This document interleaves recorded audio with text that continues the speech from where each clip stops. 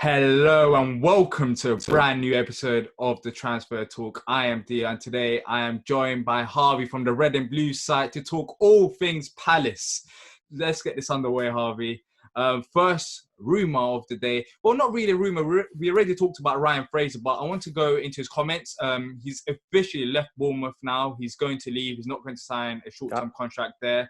But at Aberdeen, I didn't know this before, but Aberdeen, apparently he done the same thing. He refused a contract and moved on to Bournemouth. And Bournemouth now is refusing a contract to move on to a bigger club.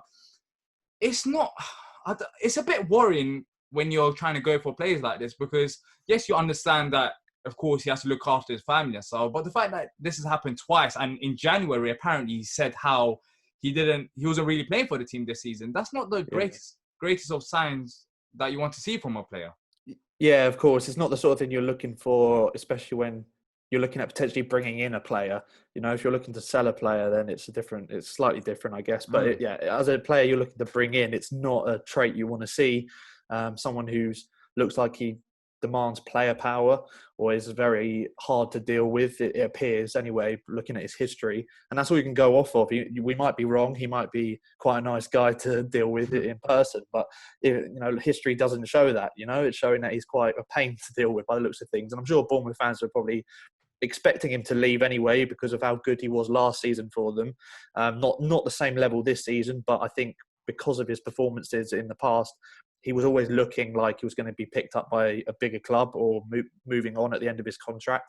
So I don't think Bournemouth fans would necessarily be unhappy about that. I think it would just be the way he's done it. I think probably Bournemouth deserve more respect with the way his career has probably been built up by playing for them. And he's now on the verge of taking a move to another level, potentially. So I think he's got to give them a bit more respect. And as you said, I don't think that he is going to be for me, I don't feel he will be consistent enough to play for a team like us, for example. I think he'd go missing too much, in my honest opinion. He's a great player, don't get me wrong, but I can't see him necessarily having the same impact on a game that Wilf would have, for example.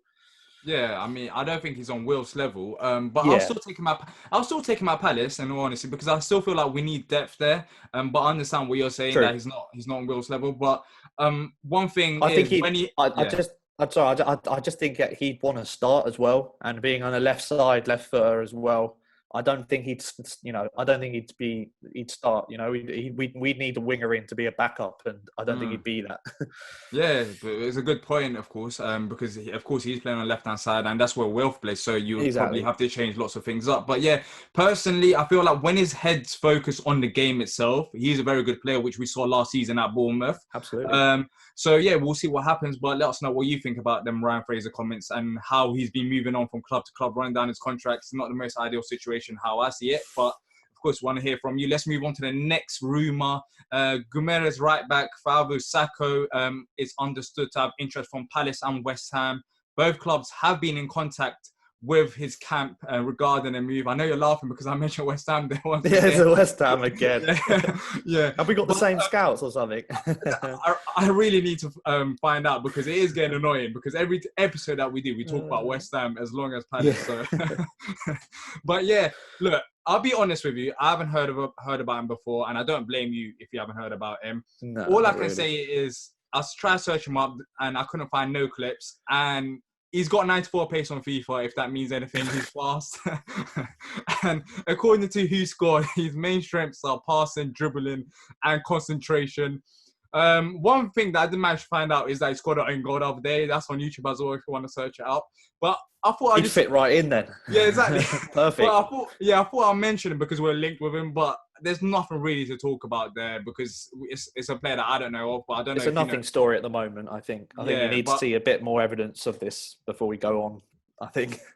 Yeah, it's 100%. Yeah, so let's move on from that, but I thought I'd mention, if you have heard about him and know a bit more about him, leave down your comments. Educate us.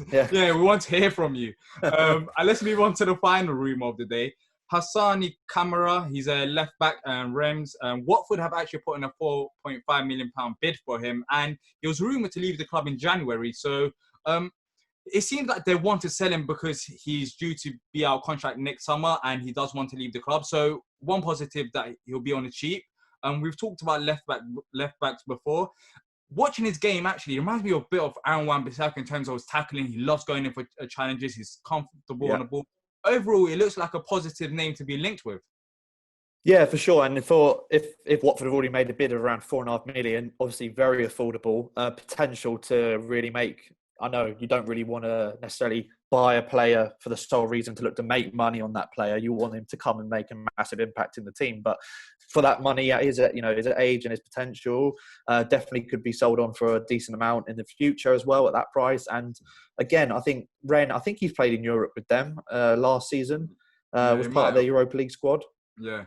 So I think he's played at a higher level than Palace, I think, is the point I'm trying to make there. He's played in big games and he knows what it takes. So I think that definitely, we know that left back, right back and the winger situations, that those flanks are going to be where we've got to prioritise in the window. There's no doubt about it for me personally. So to be linked with, or even just hear rumours and starting to get some more solid links coming through of our potentially going in for a bid for some of these players is good to hear. And they're players that I think are the right ones we should be targeting. Young players that are hungry, want to come to the club, want to come to the Premier League if they are foreign players like we're mentioning today, and ones that are showing a lot of potential to potentially go on and do what we've done, for example, with Wan-Bissaka, go on for a world record fee for a fullback. There's players there that could be really, really good for us. So it's good signs, and hopefully we continue to strengthen these rumours and they start to develop in the coming weeks and months. Yeah, with Kamara, I have a feeling that this won't be the last time we hear from him, because as I mentioned, and you talked about the bid, £4.5 million, that's very cheap. So there is a possibility there for Palace to go and get him. But of course, let us know what you think in the comments down below. Kamara, if you've seen him play as much, would you like him? I know some of you suggested other players, but we haven't been linked with him. So it'd be nice to get him ahead of Watford as well. If it exactly. That'd be a sweet one. But yeah, that's it for today in terms of rumours. Football is back, and we'll be doing more content along the way. Let's see what happens with Palace. So make sure to subscribe so you don't miss out on future content. And check out Harvey's channel as well. He's doing his thing there. Please do.